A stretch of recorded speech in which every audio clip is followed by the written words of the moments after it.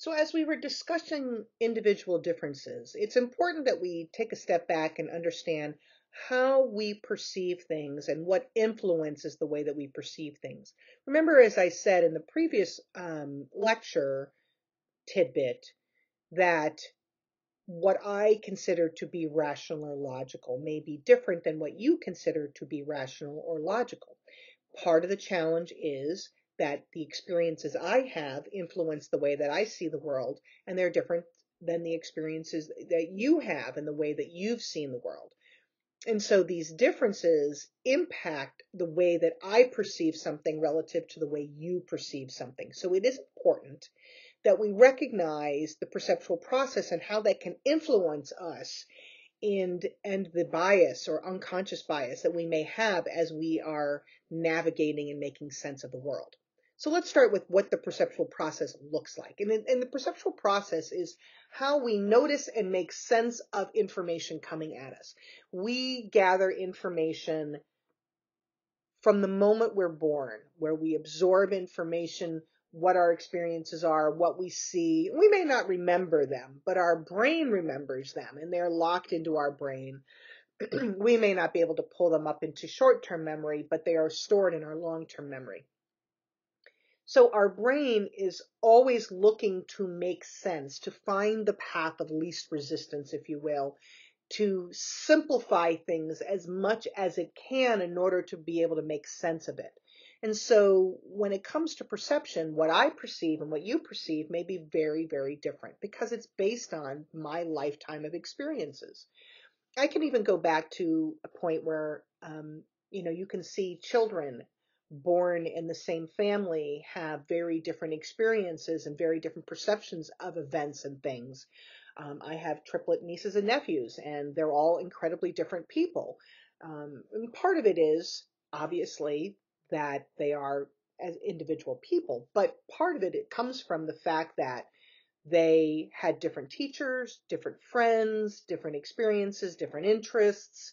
And even though they all grew up in the same family, came from the same womb at basically the same time, they all experience the world differently. One has a PhD in applied physics. The other one is a vet. The other one is a creative artist.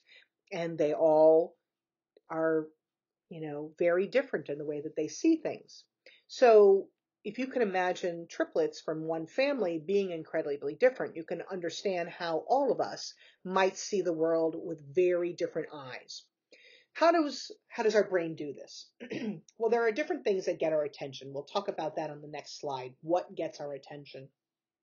But certain things get our attention. It draws our eye to it. We absorb it. We gather that in, and it makes us pay attention to it, whatever that is. Then as we're gathering this information, we have to organize it in a way that makes some degree of sense. And so I might put it in little boxes in my brain, metaphorically speaking, where I'm going to put stuff in this box, in this box, in this box, in this box. Then I'm going to interpret that information. So I'm starting to now make sense of what it is that I have absorbed and I've collected from the environment and trying to understand it and interpret it. So I have to put it in a place where it's easily retrievable. I have to make associations with other things that are in the past that I've learned and experienced to see if those associations make sense. So I'm interpreting it based on what I'm retrieving from my past and from other experiences. And then ultimately, I'm going to try to figure out which box these things goes into and then tie up that beautiful little box in a little bow. And that's the judgment that I make. And at any step in the process, you can see in that side, at the bottom of the graphic there is feedback. There's a constant feedback loop. So if I'm making a judgment, and then I'm going to assess whether or not that was an appropriate judgment. Does it change the way I think about what should get my attention? Does it change the way I organize things? Will it change the way I reinterpret things? Will it change the way I retrieve and make associations? Will it change the judgments I make at the end of the day? And it's a constant feedback loop and a constant process. We learn that way. Can we change our perceptions? 100%. Absolutely. We can absolutely change our perceptions. We can change the way we think about things because all we have to do is recognize that our brain is biasing us to think about things in a certain way. We can gain new information that might change the perspective and the point of view and the interpretation that we made. We can reorganize it in a way that makes better sense. There's all sorts of things that we can do around that. So that perceptual process is the way that every piece of information that our brain takes in is managed and sorted and organized and interpreted in our brains.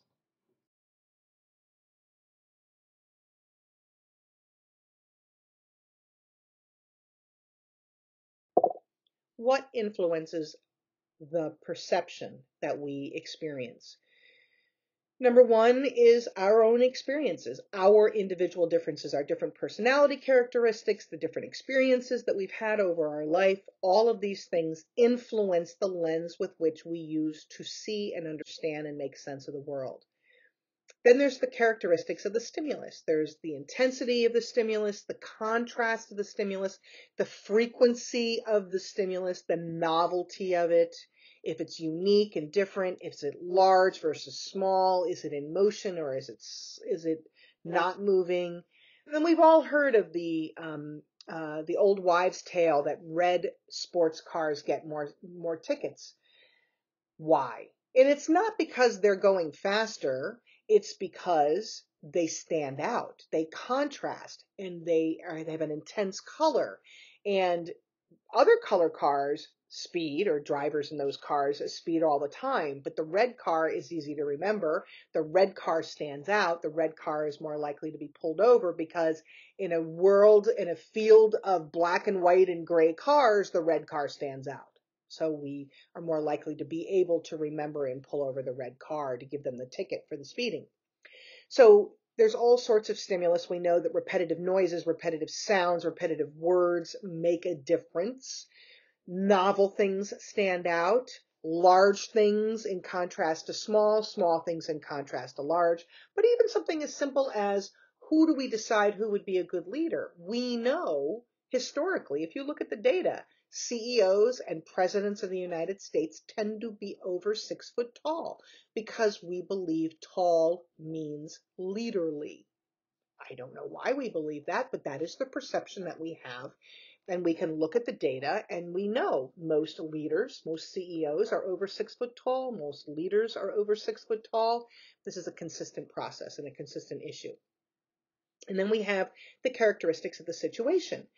And in a situation, there are all sorts of factors that can prime us to think in a certain way and frame the way that we think about things.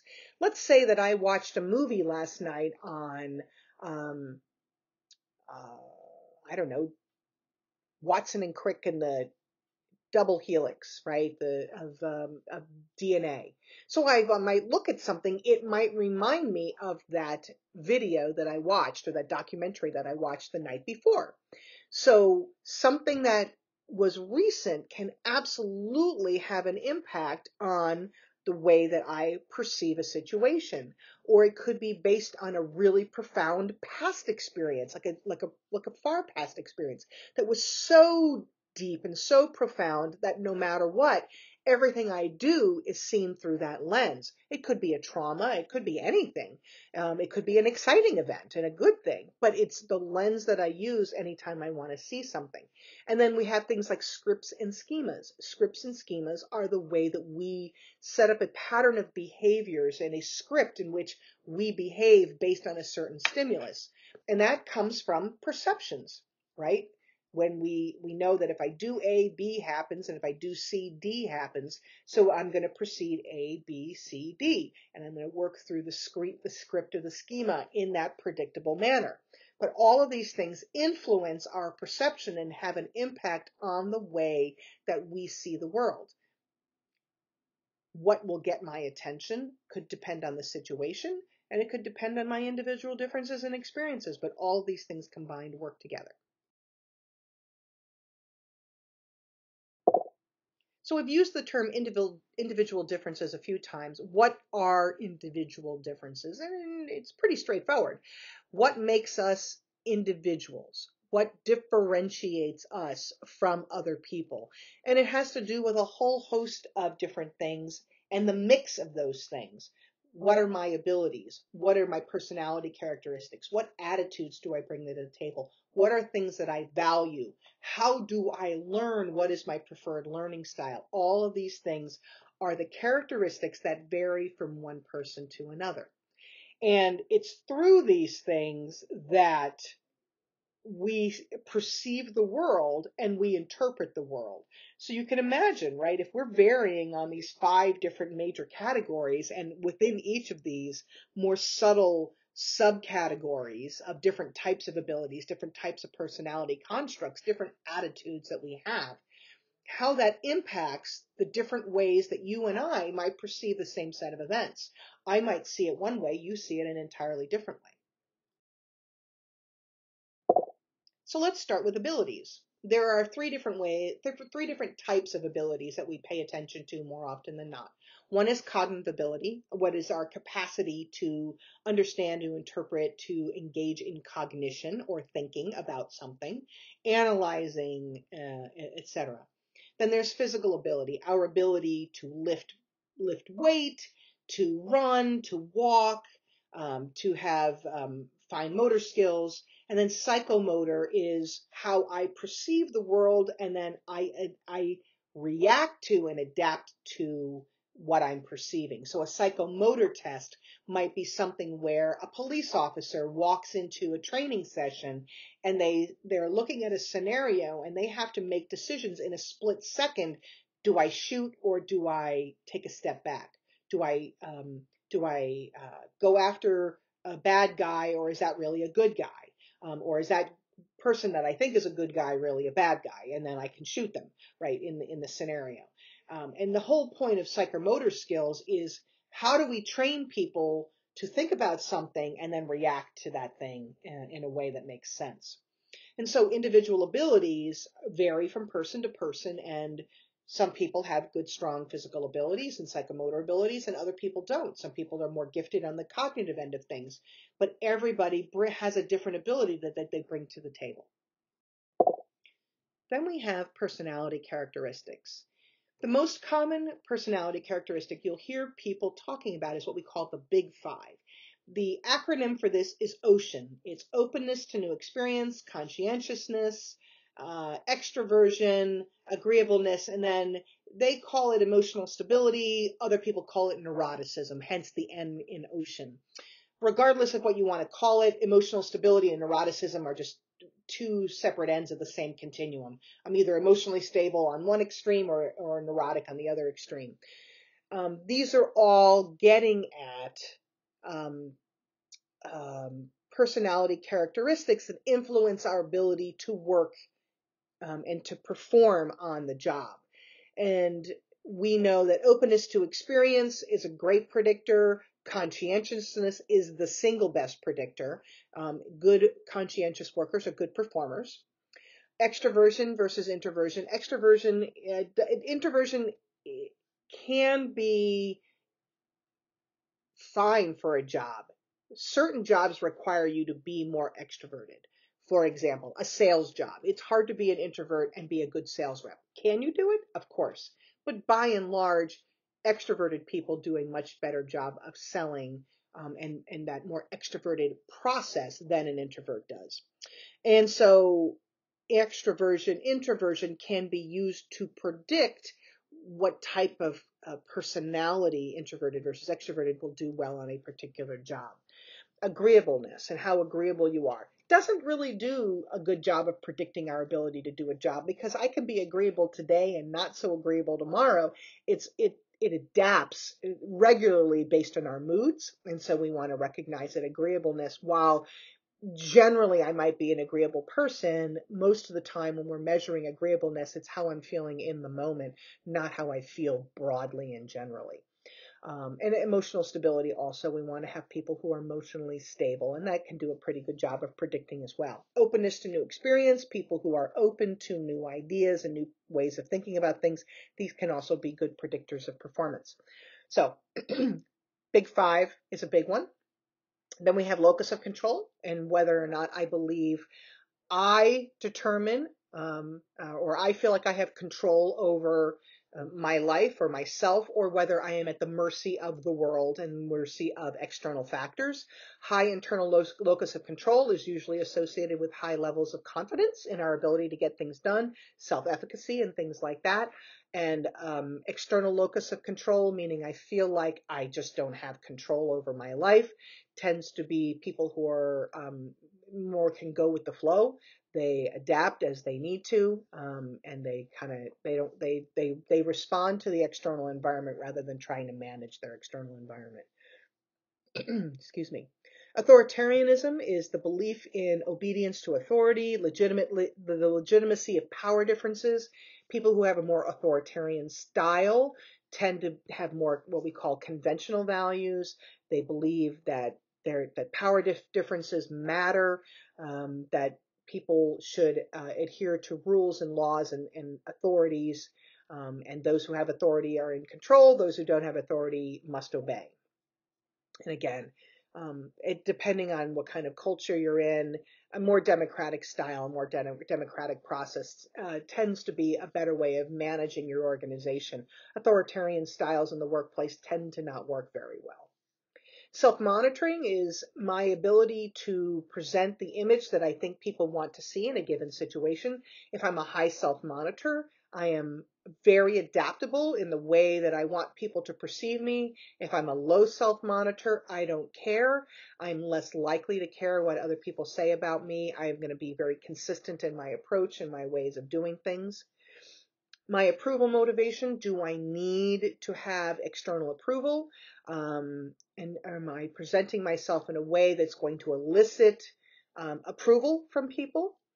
And achievement motivation, where I am very competitive, I am achievement oriented. And achievement oriented isn't always just about competing against somebody else. Achievement can be internal, right? I have a high achievement excuse me, I have a high achievement motivation myself, but my orientation is about competing against myself, not necessarily competing against others. So I am always looking to improve myself. So my achievement motivation is how do I improve myself? I couldn't care less what other people have to say about me. I care only about what I think about is good for me. And am I achieving what I want to achieve for myself? So these are there's hundreds of more personality constructs, but these are the big six, the ones that we're more likely to see in organizations, the ones that are more likely to have an impact in the organization, and we want to stay focused on those and recognizing, again, all of these personality constructs that we're talking about influence perception and influence the way that we understand a situation and are able to make good decisions.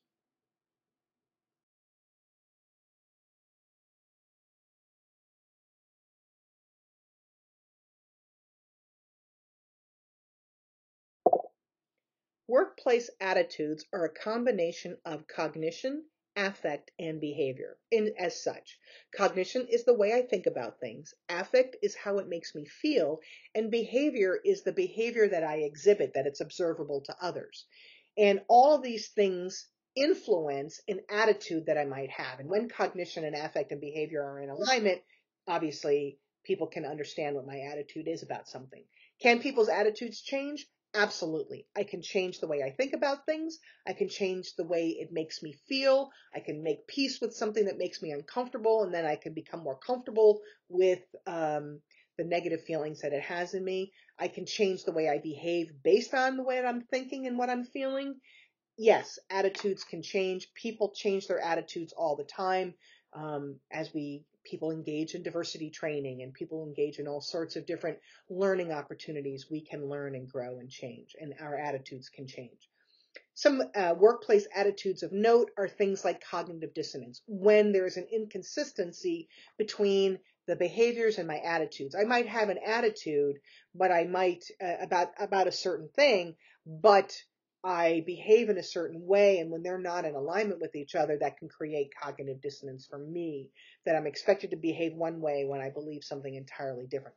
Now, for example, your organization might ask you to do something that you're not comfortable with. So you have to engage in that behavior, but it is not consistent with your own values and the way that you like to think and feel about things. And so that inconsistency can be a real problem for people.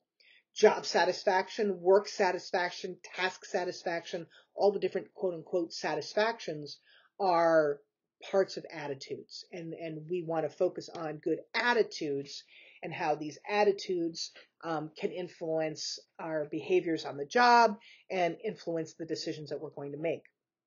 And then we have issues of organizational commitment. The normative commitment, what I should be doing or what I ought to do in order to do my job well. Affect commitment, meaning how I feel about it. I want to do this. And continuance commitment, where I do it because I need to do it. I don't have a choice. And so continuance commitment, for example, is someone who I'm going to do this job no matter what. I don't like my job, but I need this job and I need the paycheck. So I'm just going to do the bare minimum that it takes to get the job done. So that's continuance commitment. I need to do this job. I don't have a choice.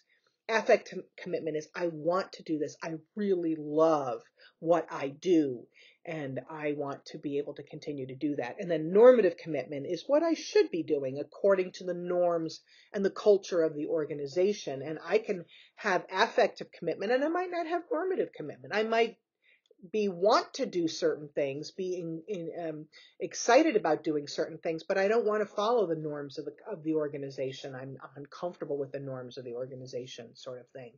And all three of these aspects of commitment influence the way that we make decisions. If it's continuance commitment, then I'm not going to be as willing to take risks, and I'm not going to go all out and engage in extra behaviors that are going to help the organization. I'm far more likely to just do the bare minimum.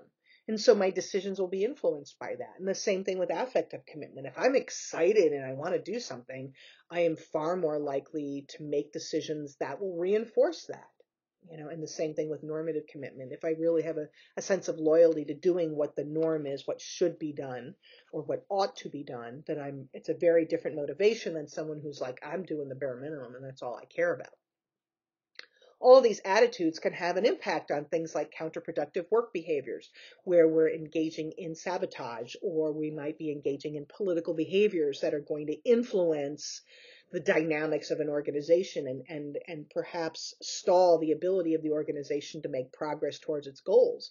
It might have an influence on workplace violence and workplace behaviors, whether it's bullying that goes on in the workplace, or whether it's cyberbullying or any number of different things that can happen. Workplace violence is still a real thing, and organizations have to work hard to protect their employees from workplace violence. Then we have withdrawal behaviors, which can be both physical and psychological withdrawal. Physical withdrawal means I'm absent. I just decide to call in sick at work even though I'm not sick. So I'm physically withdrawing. I'm not engaging in the workplace. Then I can be engaged in psychological withdrawal, where I show up to work, but I'm so bored that all I'm doing is playing computer games. I'm not interested in doing the work that I need to do. I'm showing up. I'm doing the bare minimum to keep my paycheck, but I'm more engaged in withdrawal. And then organizational citizenship behaviors, which are behaviors that encourage me to go above and beyond the call of duty, to do more, and to engage in things that will benefit the organization. And so if I'm feeling like I've got affective commitment in my workplace and that I have a good attitude and good job satisfaction, I'm far more likely to engage in citizenship behaviors. So that's going to influence the decisions that I make. If I'm not feeling affectively committed or satisfied with my job, the decision to do certain things is going to be different. I am less likely to decide to work extra hours, to do overtime, to do the things asked of me above and beyond. Values are beliefs that are stable. They are related to what I consider to be important, and they are one of the prime things that influence people's behaviors.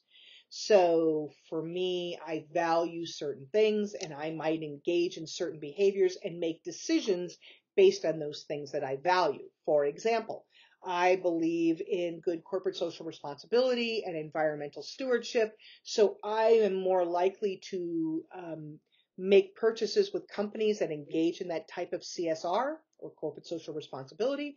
I'm far more likely to reward companies and people who engage in those behaviors, that make sure that our environment is clean and they're doing the right thing to help people in the community. So that's a decision I'm going to make for my investment. Where am I going to put my money? Where am I going to make my purchases? That is going to be an influence. If I think about this from the perspective of the organization, the organization's values are reflected in its company culture. So the company is going to be making decisions based on what the company values, or should be making a decision based on what the company values. Now, there are two types of values. There's terminal values and instrumental values. Instrumental values are the means to an end. So we value things like competence, courageousness, obedience, respect, independence, self-reliance. These are things that we need in order to accomplish outcomes. We need courageousness. We need obedience. Terminal values are the values that we want in and of itself. I want happiness. I want equality. I want freedom. I want friendship. I want self-respect, wisdom, pleasure, social respect, etc., etc. So instrumental values are the way that we get an outcome that we want. And so we value a certain skill set to get an outcome. And the terminal value is the thing I value in and of itself. It's the end itself that I want. I want happiness. Beg your pardon.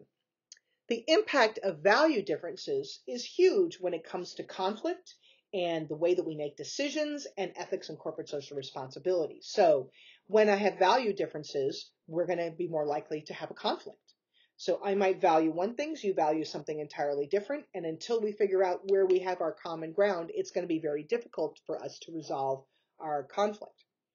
If I'm going to be making a decision, I'm going to make it based on my values, whether it's a decision about how I want to go about navigating a problem in my workplace or a decision about where I want to invest my money. I'm going to make it based on what I value. And then ethics and corporate social responsibility all come down to values and where people's values are. We will get into that as we get into the fourth module, where we talk a lot more about ethics and ethical values. Lastly is our learning style. It is absolutely linked to personality and ability. It's our aptitude. It's the natural ability that we have to learn and understand things. It's the way we take in information. Do we take in information in a more visual way, an auditory way? Are we a read-write focused person, or are we more kinesthetic or experiential? One way you can learn about your own learning style is go to varklearn.com. You can see that link there. You can go there and you can explore the dominant way that you take in information. And that can influence your ability to make certain decisions. Because if I'm taking information in kinesthetically, I'm going to make a decision based on what my experiences are. If I'm taking it in via read-write, I'll make a decision based on what I've read and how I've experienced things. It has an impact on the way that we communicate. Kinesthetic people, are more likely to talk about their experiences. And you'll hear that in my lectures, where I spend a lot of time talking about stories and what my experiences are, and it brings those stories and experiences to life. So I tend to use experiential examples and kinesthetic learning in order to share and help people to learn things. But I recognize that's not the only way people learn. Then we have, the impact that it has on motivation, because if I am a visual person and I'm not able to make a decision because I don't have the right visual stimuli, this can be a problem for me. It can impact my ability to be motivated. And so it is important to listen to people when they tell you how they want to take in information. You might have a boss that wants to have a quick summary. They don't want all the detailed research. And for you analytical decision makers, that's going to make your head spin. But what you should do is provide a quick summary of what you found and what your recommendation is, but make sure you've got the backup information. If that person wants to read the backup information, it's available to them. But you provide them with the summary. They understand the summary. They can then make their decision and kind of move on from there. If you are the kind of person that is more creative or conceptual, then we need to have more creative idea, more information in there, and we need to have more examples in order for me to be able to understand and creatively, manage things. Sometimes people don't want to read anything at all, and they just want you to tell them what the bottom line is very quickly in an auditory manner. So learning style really varies from person to person and can have a tremendous impact on an individual's ability to make decisions.